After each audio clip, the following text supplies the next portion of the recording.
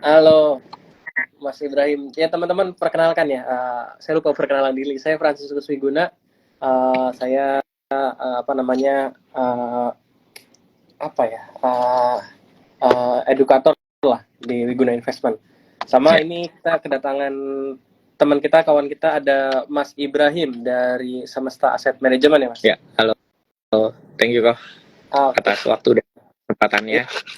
Ya, thank you juga atas waktu dan kesempatannya apa namanya Mas Ibrahim.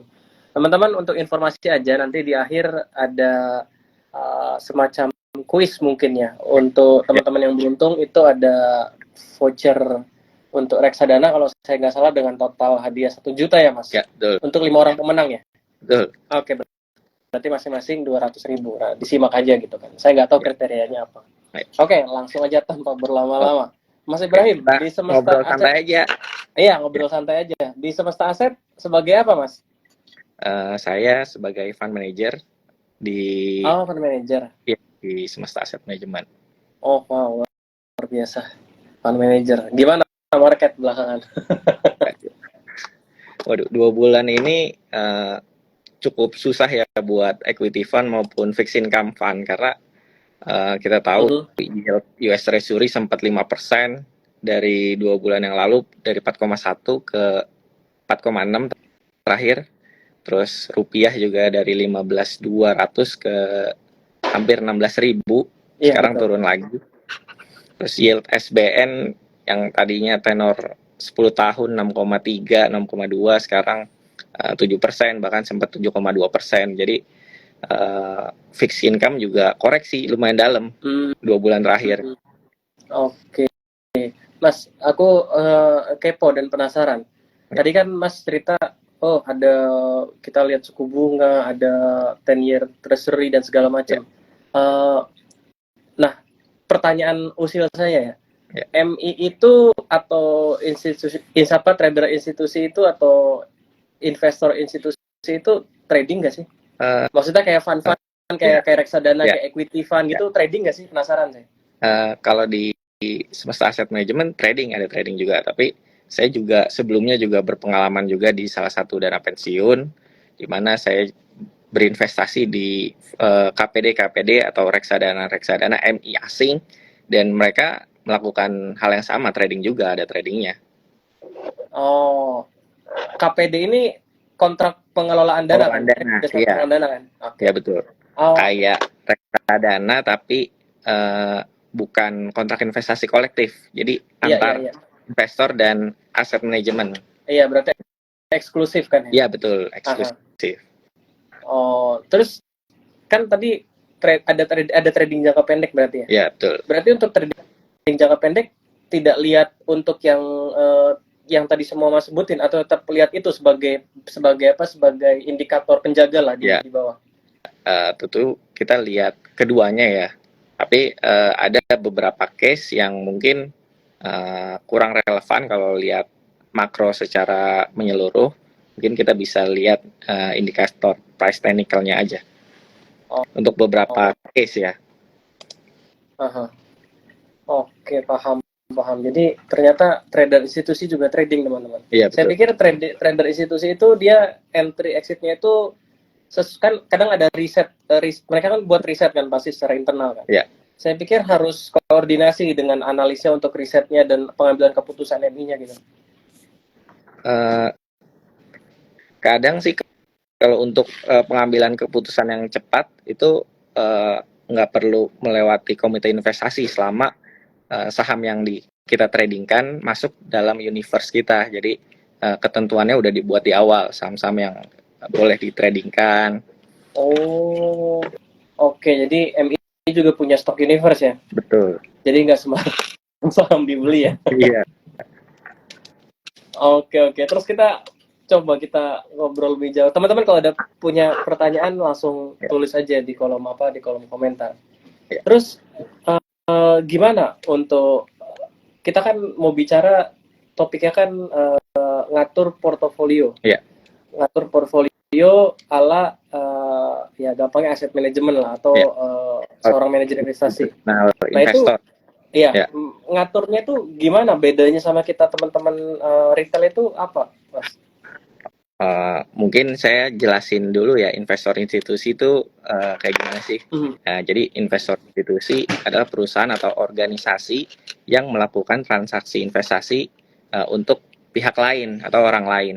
Jadi di sini investor institusi bukan hanya aset manajemen, tapi ada kayak pensiun fund, insurance, private equity, hedge fund, atau bahkan yayasan kesejahteraan karyawan juga dianggap sebagai investor institusi. Jadi biasanya investor institusi tentunya punya strategi investasi yang berbeda-beda ya. Tapi secara umum investor institusi bakal melihat 3 faktor penting nih. Mungkin saya jelaskan satu persatu. Yang pertama, mereka akan melihat time horizon investasi. Jadi kalau di dana pensiun atau insurance dikenal dengan istilah LDI atau liability driven investment. Jadi investasi yang mencocokkan liabilitas perusahaan dengan mencocokkan investasinya dengan liabilitas perusahaan di masa yang akan datang. Jadi contoh simpelnya gini, kalau liabilitas perusahaannya jangka panjang, mereka akan investasi di instrumen jangka panjang, which is di saham maupun di bonds tenor panjang. Tapi kalau liabilitas dia pendek, dia akan berinvestasi di instrumen keuangan yang tenornya pendek, bisa di money market maupun di bonds tenor pendek. Jadi contoh gampangnya gini, waktu saya kerja di salah satu dana pensiun, waktu itu rata-rata umur pesertanya sekitar 35 tahun. Sementara umur pensiun normal itu 55 tahun. Artinya kan masih ada spare 20 tahun ya.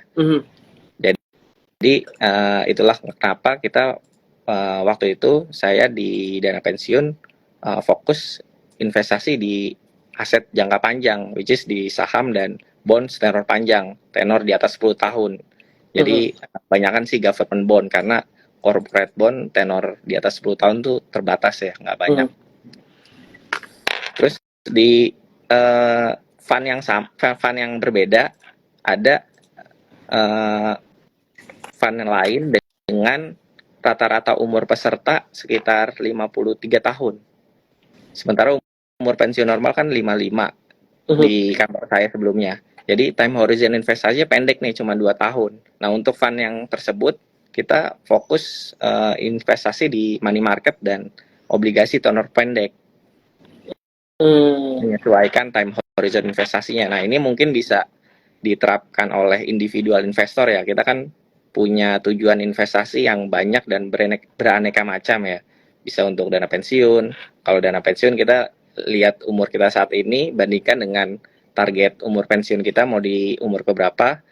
Terus juga kalau kita punya tujuan investasi misalnya untuk pernikahan atau dana pendidikan anak yang akan digunakan 1 tahun atau 2 tahun kemudian. Nah, ini kan time horizon investasinya lumayan pendek nih. Mungkin bisa dialihkan investasinya di tenor pendek kayak money market maupun fixed income fund.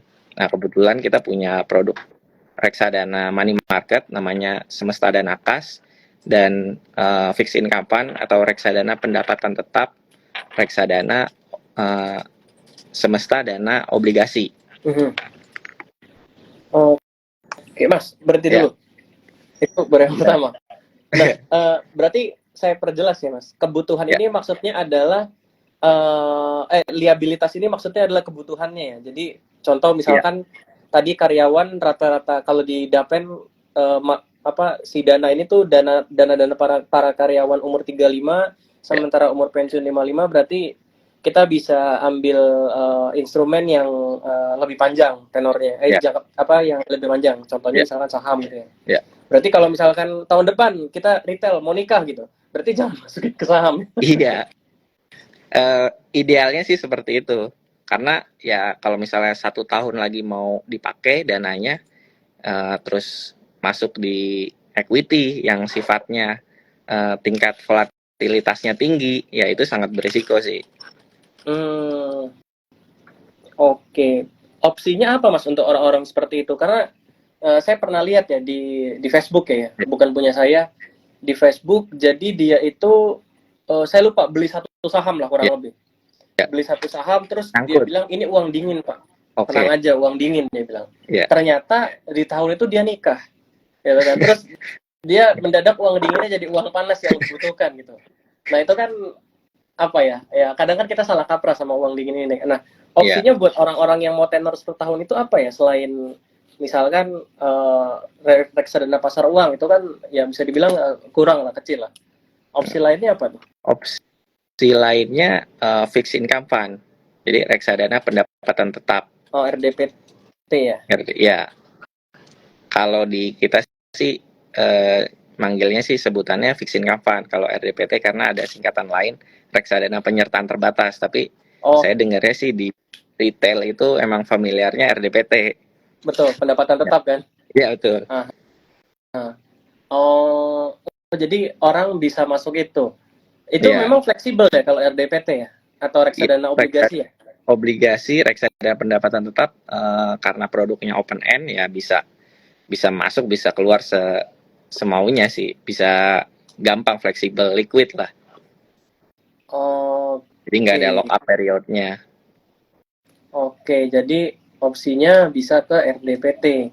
Iya. Selain saham, kalau memang tenornya kita cuma tahun depan untuk nikah gitu ya? Iya, betul. Boleh tahu nggak sih Mas kira-kira indikasi, ini indikasi ya teman-teman, indikasi itu adalah perkiraan returnnya tuh mostly rata-rata berapa sih Mas secara average dari industri ya? Bukan cuma produk swasta. Mungkin bisa lihat di obligasi tenor 3-5 tahun sih. Oke. Mungkin bisa lihat SBN tenor 3-5 tahun ya kurang lebih sih nggak akan jauh dari itu. Oke. Terus saya pernah dapat ini Mas. Ya. Pernah dapat sering banget dapat penawaran ya. Dapat penawaran dua. Yang pertama itu adalah obligasi tapi perusahaannya perusahaan swasta. Kita nggak bisa sebut perusahaannya, cuma obligasi perusahaan swasta. Itu minimal belinya juga kecil tuh. Sekarang 1 juta kita udah bisa beli gitu kan. Ya, betul. Nah itu gimana ya? Bedanya sama RDPT ini apa ya? Bedanya sama kayak kita beli saham sama dengan reksadana saham. Jadi kalau kita beli obligasi secara langsung itu nggak ada diversifikasi ya. Pertama. Yang kedua, kalau kita beli obligasi itu biasanya corporate bond likuiditasnya nggak sebesar likuiditas di saham. Jadi jualnya agak susah tuh. Oke. Jadi kalau misalnya keuntungannya kenapa pilih reksadana pendapatan tetap dibandingkan obligasi, ya karena kalau reksadana pendapatan tetap kalau kita butuh uangnya kita bisa redeem. Jadi yang melikuidasi ya dari aset manajemennya. Tapi kalau kita belinya obligasi korporasi, apalagi korporasi biasanya nggak liquid, nah itu kita bakal susah tuh untuk jualnya di pasar sekunder. Oke. Jadi dan lebih biasanya ke likuiditasnya. Transaction cost-nya lebih tinggi. Apalagi kalau cuma beli 1 juta, biasanya susah sih nyari lawannya. Oke. Jadi sorry Mas, aku penasaran, kepo ya. Kalau kita di saham itu kan mau jual beli ada bid over ya. Iya. Kalau ETF kan reksadana yang bisa diperjualbelikan itu pun ada bid over. Ada bid over. Nah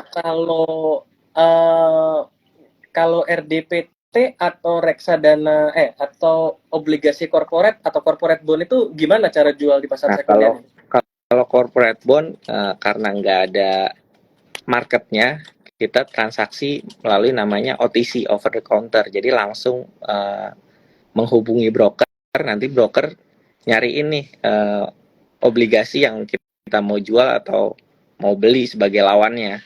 Jadi makanya ya tadi saya bilang corporate bond lebih nggak liquid, jauh lebih nggak liquid dibandingkan saham karena transaksinya OTC, nggak kayak pasar lelang di saham.